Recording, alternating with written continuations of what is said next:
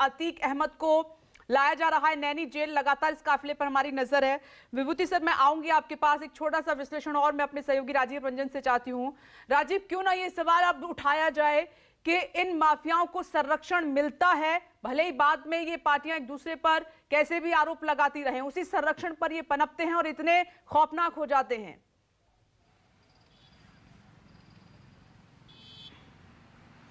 देखिए विपनेश, विभूति Narayan sir IPS, बहुत दिग्गज आईपीएस है, वो ज़्यादा इस पर अच्छे से बात करेंगे। मैं सिर्फ एक तथ्य रखने के लिए मैंने आपकी तरफ इशारा किया, वो ये कि ये पार्टियां तुम्हारी सब कमीज़ से मेरी कमीज़ ज़्यादा सफ़ेद, ये डिबेट में अभी आगे करती रहेगी। मैं सिर्फ आपको एक उदाहरण देता हूं। जिस तरह से अतीक अहमद का आपराधिक इतिहास या बाहुबल इलाहाबाद में है, उसी तरह से आजमगढ़ में एक नेता है रमाकांत यादव, उनका है। 4 बार विधायक, 4 बार सांसद वो रहे हैं। और बड़ी मज़ेदार बात दर्शकों को मैं बता दूं कि उनको सपा ने लोकसभा में पहुंचाया, उनको बसपा ने लोकसभा में पहुंचाया, उनको भाजपा ने लोकसभा में पहुंचाया। आज के गृह मंत्री अमित शाह उनके समर्थन में 2-2 रैलियां करने के लिए 2009 के लोकसभा चुनाव में गए थे।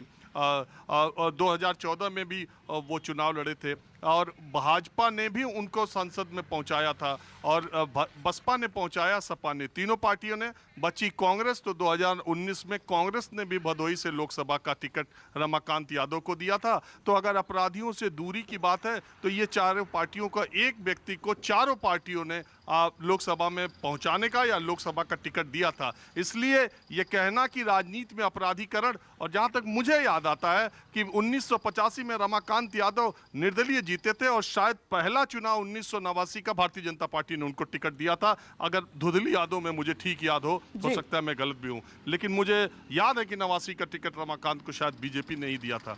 तो ये सारी पार्टियां जब बात राजनीतिक सीट निकालने की होती तब ये भूल जाती हैं और फिर यही जो बढ़ करके इतने बड़े हो जाते हैं कि पार्टियों के बराबर अपनी सल्तनत चलाने लगते हैं। लेकिन इसमें कोई दो राय नहीं कि पिछले 6 वर्षों में योगी आदित्यनाथ की सरकार ने लॉ एंड ऑर्डर और इस तरह के जो संगठित माफिया गिरोह थे उत्तर प्रदेश में, उनको बहुत हद तक लगाम लगाया है। ये ठीक है कि उनके पाले में जो लोग हैं वो या तो शांत हैं या कहीं दिखाई नहीं दे रहे हैं और दूसरी तरफ के लोगों पर कार्रवाई ताबड़तोड़ हो रही है। तो ये आरोप उन पर लगाया जा सकता है, लेकिन ये बात भी 100% सही है कि योगी आदित्यनाथ की सरकार ने राजनीति में जो अपराधी थे उनकी वो शानो शौकत और वो गाड़ियों से चलना, वो गाड़ियों का काफिला, वो सब अब उत्तर प्रदेश में नहीं दिखाई देता। ये बात सच है राजीव, आप सही कह रहे हैं कि माफियाओं की कमर तोड़ने का काम योगी सरकार ने किया है और वो दिखाई भी दे रहा है। शलमणि त्रिपाठी जी, मैं आऊंगी, 2 मेहमान बचे हुए हैं, वक्त कम रह गया है। विभूति नारायण सर का मैं रुख कर लेती हूँ। सर, मैं लगातार जो सवाल उठा रही हूँ उस तरफ आपका ध्यान होगा। कानून, जहाँ पुलिस है, कानून है और ये इतने पावरफुल हैं कि कोई सिर उठा नहीं सकता, तो फिर ये माफिया इतने बड़े, ये खौफनाक कैसे हो जाते हैं सर? देखिए, राजीव रंजन जी ने जो बातें कही, मैं समझता हूं उसमें एक गंभीर विमर्श निकलता है। वो गंभीर विमर्श यही है कि आखिर कैसे, ये अतीक अहमद का एक उदाहरण आप ले लें। अतीक अहमद पिछले 30-40 वर्षों से मुकदमे चल रहे हैं और किसी में इसको सजा नहीं हो पा रही। अगर ये सजा होती है तो पहली सजा होगी। तो हम बजाय इस पे बहस करें कि गाड़ी उल्टेगी या नहीं उल्टेगी, इस पर बहस होनी चाहिए कि हमारा जो जस्टिस डिस्पेंसेशन का जो सिस्टम है, जो न्याय देने की प्रक्रिया, वो कितनी दोषपूर्ण है। हम पूरी तरह से फेल हो गए। मैंने तो देखा है कि जो माफिया हैं, जिनके 10-5 के नाम अभी लिए गए, इन सब के सामने सब सारी संस्थाएं असहाय हो जाती है।